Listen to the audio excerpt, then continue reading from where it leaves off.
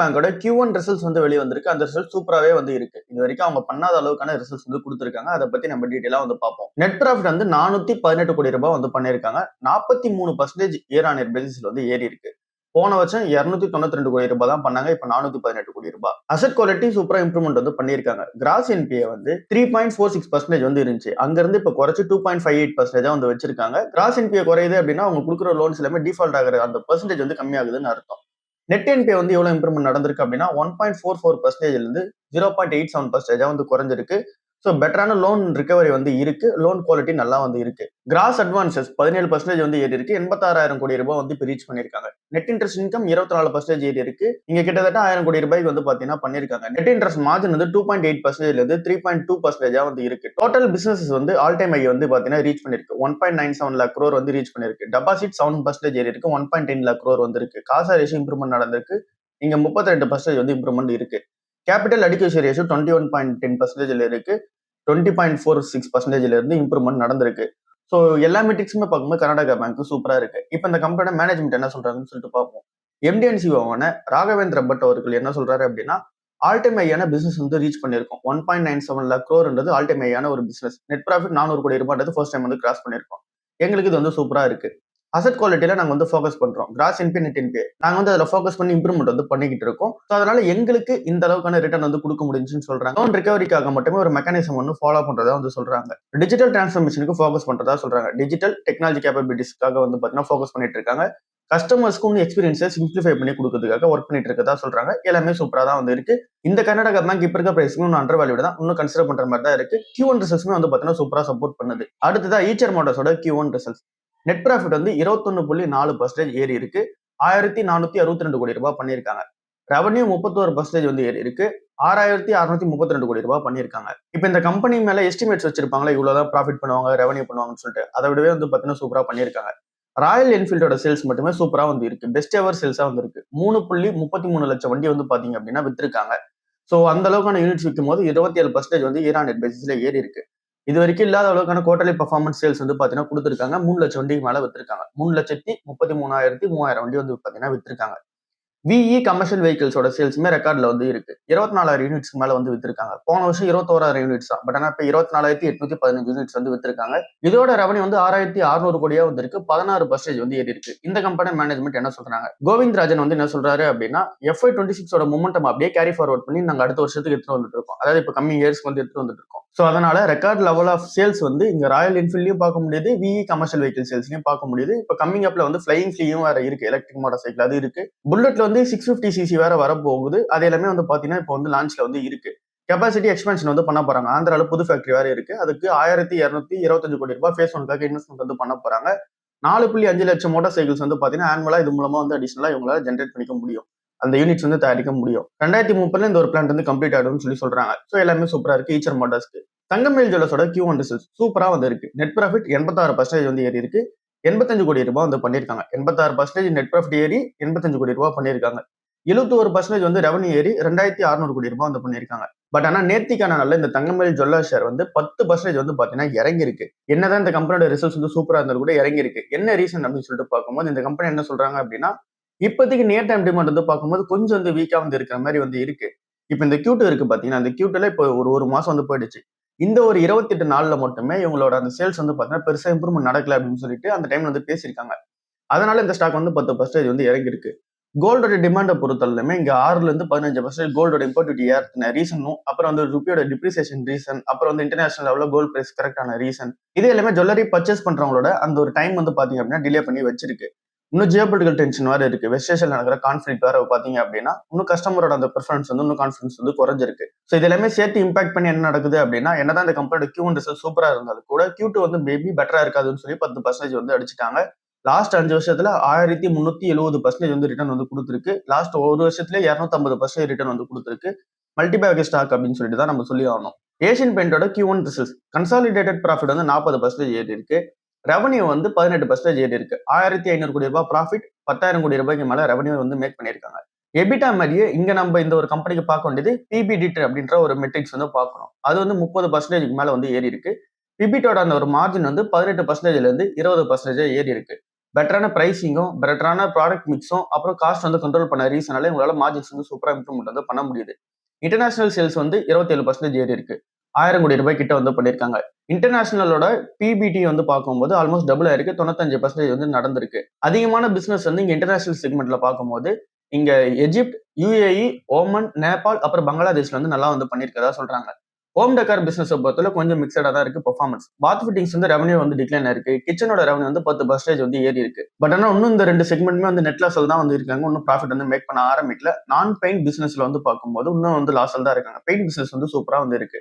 Management என்ன சொல்றாங்க அப்படின்னா, இந்த மாதிரி பிரைஸ் இன்க்ரீஸ் பண்ணது, பெட்டரான ப்ராடக்ட் மிக்ஸ் பண்ண ரீசனால எங்களால வந்து கரெக்டா வந்து இருக்க முடியுது அப்படின்ற மாதிரி வந்து சொல்றாங்க.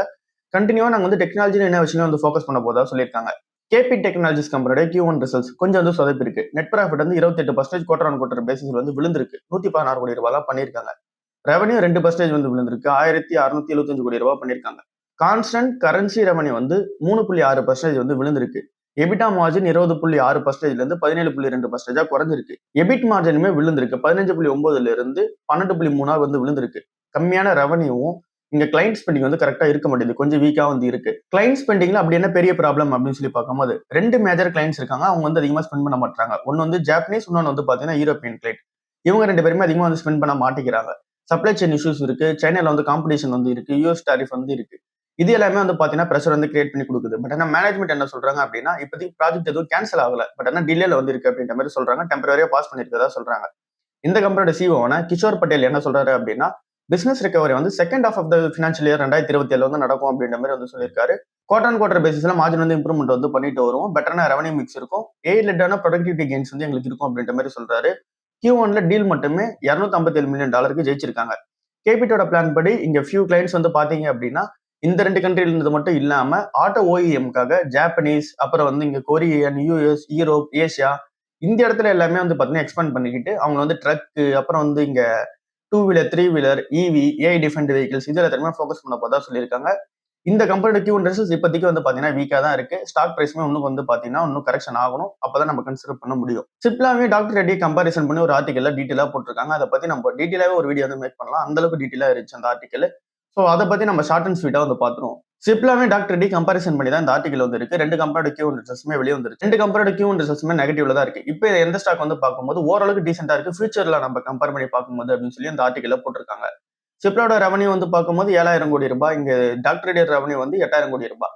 எபிட்டா மார்ஜினை பொறுத்தவரை இங்க வந்து சிப்லா 29% இருக்கு. பட் ஆனா இதுவே இங்க டாக்டர் ரெட்டிக்கு பார்க்கும்போது 12% தான் இருக்கு. சிப்லாவோட அந்த ஒரு growth ஏரியான்னு நம்ம பார்க்கும்போது ரெஸ்பிரேட்டரி, அப்புறம் ஆன்டி டயபிட்டிஸ், அப்புறம் கார்டியாக் மெடிசின்ஸ்ல சூப்பரா வந்து இருக்கு. இந்தியா பிசினஸ்மே 12% வந்து க்ரோ ஆகுது. நார்த் அமெரிக்காவோட எக்ஸிட் ரெவன்யூ ரேட்டுமே வந்து பார்க்கும்போது $1 பில்லியன் டார்கெட் பண்ணிட்டு போறாங்க. பட் ஆனா இதுவே டாக்டர் ரெட்டியை வந்து பார்க்கும்போது 240 கோடி ரூபாய் ப்ரொவிஷன்ஸ்க்காக ஒதுக்குன ரீசனால ப்ராஃபிட் வந்து அடி வாங்கியிருக்கு. செமக்ளூட்டேட் ரிலேட்டடான அந்த ஏபி இஷ்யூனால. ஸோ இப்படி ரெண்டுத்துமே வந்து கம்பாரிசன் பண்ணிட்டு லாஸ்ட் என்ன சொல்றாங்க அப்படின்னா, சிப்லாக்கு வந்து பார்க்கும்போது ஏர்னிங்ஸ் விசிபிலிட்டி நல்லா இருக்கு. ப்ராஃபிட்டபிலிட்டி கொஞ்சம் நல்லா இருக்கு. கொஞ்சம் வந்து ஃபியூச்சருக்கு நல்லா தெரியுது. இப்ப இருக்க வேல்யூஷன்ஸ்க்கு ஓகேன்ற மாதிரி சொல்றாங்க. டாக்டர் ரெட்டியை பொறுத்தவரை ரெவன்யூ ஆப்பர்ச்சுனிட்டி வந்து இருக்கு. எப்ப அப்படின்னா செமக்ளூட்டேட்டோட அந்த சப்ளை வந்து திரும்ப வந்து நார்மலைஸ் ஆயிட்டு அதுக்கப்புறமா ரெவில்மெண்டோட அந்த ஒரு டிபெண்டன்ஸை ரெடியூஸ் பண்ணாங்க அப்படின்னா அது வந்து சூப்பரா இருக்கும்ன்ற மாதிரி சொல்லி முடிக்கிறாங்க. ஸோ 2 கம்பெனியோட டேட்டாவுமே வந்து பார்க்கும்போது இவங்க சொல்றது கரெக்ட் தான். ஸோ எப்படி நடக்குதுன்னு சொல்லி வெயிட் பண்ணி பார்ப்போம். நம்ம 2மே கன்சிடர் பண்ணிட்டு இருக்கோம். எல்என்டி கம்பெனி வந்து அவங்கள இவி காம்பனன்ட்ஸ்ல வந்து பாத்தீங்கன்னா எக்ஸ்பெண்ட் வந்து பண்ணிக்கிறாங்க. எல்என்டி இவி காம்பனன்ட் பிசினஸ்ல போறாங்க அப்படின்னா ஃபுல்லாவே வந்து ட்ராக்ஷன் மோட்டார்ஸ்ல போக போறாங்க, டிரைவ் கண்ட்ரோல் யூனிட்ஸ்ல போக போறாங்க, ஆடாஸ்ல வந்து பாத்தீங்கன்னா போக போறாங்க. இது ஃபுல்லாவே இவி அடாப்டேஷனுக்காக வந்து இருக்க போகுது. பிரீமியம் வெஹிக்கிள் டிமாண்ட் வந்து பாத்தீங்கன்னா இன்க்ரீஸ் பண்ண போகுதுல. ஸோ அதனால இந்த ஒரு பிசினஸ் உள்ள போறாங்க. எல்என்டி கிட்ட ஏற்கனவே ட்ராக்ஷன் மோட்டார் ஆர்டர் வந்து 2 வீலர் கம்பெனி கிட்ட இருக்கு. ஒரு எலக்ட்ரிக் 2 வீலர் கம்பெனி கிட்ட இருக்கு. இது மூலமா வந்து பார்த்தீங்கன்னா ஆப்பர்ச்சுனிட்டி வந்து கிரியேட் ஆகுன்ற மாதிரி சொல்றாங்க. ஸ்ட்ராங்கான லோக்கலைசேஷன் வந்து இருக்கு. மேக்ஸிமம் வந்து பார்க்கும்போது இந்த ஒரு விஷயம் எல்லாமே கோயம்புத்தூர் பிளான்ட்ல தான் வந்து தயாரிச்சு கொடுத்துட்டு இருக்காங்க. இங்க 70% ஆஃப் மோட்டார் வேல்யூ வந்து இங்க கோயம்புத்தூர்ல இருந்து தான் வெளியே போகுதுன்ற மாதிரி சொல்றாங்க. இந்த ட்ராக்ஷன் மோட்டார் தான் என்ன அப்படின்னு சொல்லி பார்க்கும்போது, இப்போ ஒரு இவி வண்டி இருக்கு அப்படின்னா அது வந்து அந்த பேட்டரி வந்து யூஸ் பண்ணிக்கிட்டு அந்த ஒரு பேட்டரியில இருந்து எலக்ட்ரிக்ல இருந்து இங்க வந்து மெக்கானிக்ஸமா வந்து மாத்தணும்ல ஒரு மோட்டார் வந்து அதை வந்து பார்த்தீங்கன்னா இவங்க தயாரிச்சு கொடுத்துட்டு இருக்காங்க. இதுல இந்தியாவுக்கு வந்து ஒரு பெரிய ஆப்பர்ச்சுனிட்டி வந்து இருக்கு. இங்க ஈவியோட செல்ஸ் பொறுத்தவரை இங்க 2.4 மில்லியன் யூனிட்ஸ் வந்து இந்த பினான்சியல் 2026 வந்து வித்தாங்க. அது இன்க்ரீஸ் ஆகிட்டே போகும்போது என்ன நடக்கும் அப்படின்னா கண்டிப்பா அதுக்கான மோட்டர் வந்து தேவைப்படும். எல்லா வெஹிக்கிளுமே ரன் ஆகுது, மோட்டர் வந்து தேவைப்படும். ஸோ ட்ராக்ஷன் மோட்டார்ஸ் எல்லா எலக்ட்ரிக்கல் வண்டியிலையும் வந்து யூஸ் பண்றாங்க. ஸோ அதனால அந்த ஒரு இடத்துல ஆப்பர்ச்சுனிட்டி வந்து இருக்கு. L&T இதை தாண்டியுமே நிறைய ஆர்டர்ஸ் வந்து ஜெயிச்சுட்டு வராங்க. அப்புறம் அவங்களோட கோர் பிசினஸ் வந்து சூப்பரா இருக்கு. இது எல்லாமே கம்பேரிசன் பண்ணிட்டு L&T valuation forward price earnings வந்து ஃபினான்ஷியலா 2028க்கு நம்ம வச்சு பார்க்கும்போது 23 பிரைஸ் ஏர்னிங்ஸ் தான் வந்திருக்கு. ஓரளவுக்கு டீசென்டா இருக்கதான் வந்து சொல்றாங்க. இப்ப இருக்க வேல்யூஷன்ஸ் கன்சிடர் பண்ணும்போது கோர் இன்ஜினியரிங் ரெவன்யூ வந்து 2% வந்து ஏறி இருக்கு. எபிட்டா மார்ஜினை பொறுத்தவரை கொஞ்சம் வந்து விழுந்தாலும் கூட ப்ராஜெக்ட் எக்ஸிகியூஷன் வந்து டிலேல இருந்தாலும் கூட ஆர்டர் இன்ஃப்ளோஸ் வந்து சூப்பரா இருக்கு. 16% வந்து இங்க இன்க்ரீஸ் ஆகிட்டு தான் வந்திருக்கு. 86,000 கோடி ரூபாய்க்கு ஆர்டர் இன்ஃப்ளோ வந்து இருக்கு. ஆர்டர் புக் வந்து ஜம்ப் ஆயிருக்கு. 7.5 லேக் crore வந்து வச்சிருக்காங்க. அப்புறம் இப்ப கம்பெனியோட ரீசெண்டா ஒரு அப்டேட் பார்த்தோம். 15,000 கோடி ரூபாய்க்கான ஆஃப் ஷோர் விண்ட் ஆர்டர் வேற ஜெயிச்சு வச்சிருக்காங்க. L&Tக்கு 15 லட்சம் கோடி ரூபாய்க்கான ஆப்பர்ச்சுனிட்டி வந்து இருக்கு. பைப்லைன் ஆர்டர் பைப்லைன் வந்து இருக்கு. அதுல 22% கன்வர்ஷன் பண்ணாலும் கூட 3.3 லேக் crore அடிஷனல் ஆர்டர்ஸ் வந்து இவங்க கைக்கு வரும் அப்படின்ற மாதிரி சொல்றாங்க. இது எல்லாமே அனலைசிஸ் பண்ணிட்டு தான் 23 பிரைஸ் ஃபார்வர்ட் பிரைஸ் வந்து இருக்குன்ற மாதிரி சொல்றாங்க. அதனால இப்ப கன்சிடர் பண்ற மாதிரி இருக்கு அப்படின்ற மாதிரி அவங்க சொல்றாங்க. ஆக்சுவலா அவங்க சொல்றது என்னவோ பார்க்கும்போது உண்மையா தான் வந்து இருக்கு. பட் ஆனா L&T பொறுத்தவரை இறங்க கன்சிடர் பண்ணும்போது பெட்டரா வந்து இருக்கும். கூபிட் கம்பெனி என்ன பண்றாங்க அப்படின்னா அவங்க வந்து இந்த ஹெல்த் கேர் பிளாட்ஃபார்ம் வந்து ஃபோக்கஸ் பண்ணிட்டு இருக்காங்க. அதுல வந்து GAA ஹெல்த் கேர் இன்வெஸ்ட்மெண்ட் சொல்லிட்டு ஒரு கம்பெனி இருக்கு. அதுல மேலும் $5 மில்லியன் வந்து இன்வெஸ்ட்மெண்ட் வந்து பண்றாங்க. ஏற்கனவே எவ்வளவு பர்சன்டேஜ் ஸ்டேக் வச்சிருக்குன்னு சொல்லி மேனேஜ்மெண்ட் சொல்ல. பட் ஆனா இந்த பிசினஸ் வந்து பாத்தீங்கன்னா இவங்க ஃபோக்கஸ் பண்ணிட்டு இருக்காங்க. ஏன் இந்த இடத்துல டார்கெட் பண்றாங்க அப்படின்னா இது ஹெல்த் கேர்க்கான ஆப்பர்ச்சுனிட்டி வந்து கிரியேட் பண்ணி கொடுக்க போகுது. GCC ஹெல்த் கேர் மார்க்கெட்ல வந்து பாத்தீங்கன்னா உள்ள போக போறாங்க. ஸோ இது மூலமா ஹெல்த் கேர்ல வந்து ஸ்பெண்ட் ஆகிற அதிகமான அமௌண்ட் வந்து பாத்தீங்கன்னா இவங்களுக்கு பெனிஃபிட்டா வந்து இருக்கும். பாப்புலேஷன் growth, இன்சூரன்ஸோட பெனட்ரேஷன், அப்புறம் கவர்மெண்டோட இன்வெஸ்ட்மெண்ட் எல்லாமே இது மூலமா அட்ராக்ட் பண்ணி எடுத்துட்டு வருவாங்க. GAA மட்டுமே இப்ப மேனேஜ் பண்றது வந்து $3.5 பில்லியன் அசெட் அண்டர் மேனேஜ்மெண்ட் வந்து பண்ணிட்டு இருக்காங்க. ஸோ அதனால அந்த இடத்துல வந்து ஃபோக்கஸ் பண்ணி போயிட்டு இருக்காங்க கூபிட் நிறுவனம். டாடா கம்யூனிகேஷன் வந்து $1 பில்லியன் டேட்டா சென்டர் ஆப்பர்ச்சுனிட்டி இருக்கதா வந்து சொல்றாங்க. இன்ட்ரா டேட்டா சென்டர் கனெக்டிவிட்டி வந்து பாத்தீங்கன்னா இந்தியால வந்து இருக்கு. அது வந்து பாத்தீங்க அப்படின்னா இப்போ $1 பில்லியன் ஆப்பர்ச்சுனிட்டி வந்து கிரியேட் பண்ணி கொடுக்க போகுது. கம்பெனி எல்லாருமே டேட்டா சென்டரோட கனெக்டிவிட்டி வந்து பாத்தீங்கன்னா ஃபோக்கஸ் பண்ண சொல்லியிருக்காங்க. கிளவுட் மைக்ரேஷனுக்கு ஃபோக்கஸ் பண்றாங்க. நெட்வொர்க் அண்ட் கனெக்டிவிட்டி சர்வீசஸ் எல்லாம் ஃபோக்கஸ் பண்ணிட்டு இருக்காங்க. ஸோ எங்களோட ட்ரெடிஷனல் கனெக்டிவிட்டி பிசினஸ்ல இருந்தும் வாய்ஸ் பிசினஸ்ல இருந்தும் கொஞ்சம் மூவ்மெண்ட் நடந்து இந்த இடத்தெல்லாம் ஃபோக்கஸ் பண்ண போறோம்னு சொல்லியிருக்காங்க. இந்த கம்பெனி ப்ராஃபிட்டை பொறுத்தவரை கொஞ்சம் சேலஞ்சிங்கா தான் வந்து இருக்கு. கிட்டத்தட்ட இந்த ஒரு Q1ல 129 கோடி ரூபாய் தான் ப்ராஃபிட் பண்ணாங்க. அது வந்து போன வருஷம் அவங்க பண்ண ப்ராஃபிட்டோட கம்பேர் பண்ணும்போது பாதி தான் வந்து பண்ணியிருக்காங்க. போன வருஷம் வந்து ஒரு 250 கோடி ரூபாய் ப்ராஃபிட் பண்ணாங்க அப்படின்னா இப்ப வெறும் 120 கோடி ரூபாய் தான் பண்ணியிருக்காங்க. ஸோ இப்படி இருக்கும் போது இந்த மாதிரியான சுச்சுவேஷன்ல நாங்க இந்த இடத்துல ஃபோக்கஸ் பண்ணா பெட்டரா இருக்கும்ன்ற மாதிரி சொல்றாங்க. டிஜிட்டல் சர்வீஸோட ரெவன்யூ மட்டும் 28,000 கோடி ரூபாய்க்கு ரீச் ஆயிடும்னு சொல்றாங்க. ஸோ பாப்போம் என்ன நடக்குதுன்னு சொல்லிட்டு. எஸ் பேங்க்கும் கேபிட்டல் ஸ்டாக்ன்ற கம்பெனி வந்து பார்ட்னர்ஷிப் வந்து வைக்கிறாங்க. அந்த ஒரு பார்ட்னர்ஷிப் எதுக்காக அப்படி சொல்லி பார்க்கும்போது கேபிட்டல் ஸ்டாக் என்ன பண்ணுவாங்க அப்படின்னா ஃபினான்சிங் ஆப்பர்ச்சுனிட்டிஸ் வந்து பாத்தீங்கன்னா தேடுவாங்க. தேடிட்டு என்ன பண்ணுவாங்க அப்படின்னா எஸ் பேங்க் கிட்ட கொடுத்துருவாங்க. எஸ் பேங்க் என்ன பண்ணுவாங்க அப்படின்னா அதை எவால்வேட் பண்ணிட்டு ஃபண்டிங் வந்து பண்ண ஆரம்பிப்பாங்க. இப்போ யாருக்கோ உங்களுக்கு ஃபினான்ஸ் தேவை அப்படின்னா இவங்க டார்கெட் பண்ற ஏரியா என்ன சொல்றாங்க அப்படின்னா வெஹிக்கிள் ஃபினான்ஸ், அஃபோர்டபுளான ஹவுசிங், கோல்டு லோன், அப்புறம் வந்து லோன் அகேன்ஸ்ட் ப்ராப்பர்ட்டி, MSME இந்த இடத்துல லோன் கொடுக்க போதா சொல்றாங்க. ஸோ இந்த இடத்துல எல்லாமே யாரெல்லாம் லோனுக்காக வந்து தேடிட்டு இருக்காங்களோ அவங்களோட அந்த கஸ்டமர் ப்ரொஃபைல் ஃபுல்லாவே அனாலிசிஸ் பண்ணிட்டு ஓகே உங்களுக்கு நீங்க லோன் கொடுக்கலாம் அப்படின்னு சொல்லி ரிசீவ் பண்ண சொல்லிட்டாங்க அப்படின்னா ஃபர்ஸ்ட் லெவல்ல இங்க கேபிட்டல் ஸ்டாக் சொல்லிட்டாங்க அப்படின்னா அதுக்கப்புறம் எஸ் பேங்க் வந்து ஃபண்டிங் பண்ண ஆரம்பிச்சிருவாங்க. ஸோ இந்த ஒரு பார்ட்னர்ஷிப் வந்து போக போகுது. டாடா பவருக்கு ஒன்று பை ரேட்டிங் தான் ICICI செக்யூரிட்டிஸ் வந்து வச்சிட்டு இருக்காங்க. 485 ரூபாய் வரைக்கும் போகும்னு சொல்றாங்க. Q1 பெர்ஃபார்மன்ஸ் சூப்பரா வந்து இருந்துச்சு. அது எல்லாமே அனாலிசிஸ் பண்ணிட்டு ரெனியூபிள் எனர்ஜியோட growth வந்து பாக்குறாங்க. சோலார் மேனுஃபேக்சரிங்கோட ஃபோக்கஸ் பாக்குறாங்க. அப்புறம் ரெனியூபிள் கெபாசிட்டியை அவங்க எக்ஸ்பென்ஷன் பண்ணிக்கிறத பாக்குறாங்க. முந்த்ரா பிளான்ட்டுமே வந்து ரெக்கவரி வந்து ஆயிடுச்சு. 9 மாசமா வந்து பாத்தீங்கன்னா டிராக்ல இருந்துச்சு, ஷட் டவுன்ல வந்து இருந்துச்சு. இப்போ வந்து ஆபரேஷன்ஸ் வந்து கண்டினியூ ஆக ஆரம்பிச்சிருச்சு. குஜராத் அப்புறம் வந்து பாத்தீங்கன்னா நிறைய ஸ்டேட்ஸ் வந்து பார்க்கும்போது அவங்களோட பவர் பர்ச்சேசிங் அக்ரிமெண்ட்ஸ் வந்து இன்னும் கண்டினியூ பண்ணிட்டு இருக்காங்க. ஸோ இப்போ வந்து புதுசா வர போட்டிருக்காங்க. ஸோ இப்படி இருக்கும்போது இது எல்லாமே லாங் டர்ம்ல ஆப்பர்ச்சுனிட்டி வந்து கிரியேட் பண்ணி கொடுக்குது டாடா பவருக்கு. அதனால இந்த ஒரு பை ரேட்டிங் வந்து வச்சிருக்காங்க. இன்னைக்கான இண்டோ MIM IPO வந்து பாத்தீங்கன்னா லிஸ்ட் ஆக போகுது. 39% பிரீமியம் இருக்கிற மாதிரி இப்ப காமிக்குது. ஸோ எவ்வளவு பர்சன்ட் லிஸ்ட் ஆகுதுன்றது நம்ம வெயிட் பண்ணி பார்ப்போம். ஓரளவுக்கு லிஸ்டிங் வந்து நீங்க அப்ளை பண்ணிருந்தீங்க அப்படின்னா கிடைக்கிறதுக்கான சான்ஸ் இருக்கு. நம்ம இதை லாங் டர்ம் பர்பஸ்க்காக தான் பார்க்க சொல்லியிருந்தோம். ஸோ அப்படி பாக்குறவங்க வந்து பாத்தீங்கன்னா கன்சிடர் பண்ணீங்கன்னா ஓகேவா தான் இருக்கு. புதுசா கன்சிடர் பண்றவங்களுக்கு வேல்யூஷன் கொஞ்சம் அதிகமா இருக்கு. வெயிட் பண்ணி பார்க்கறது பெட்டரா இருக்கு.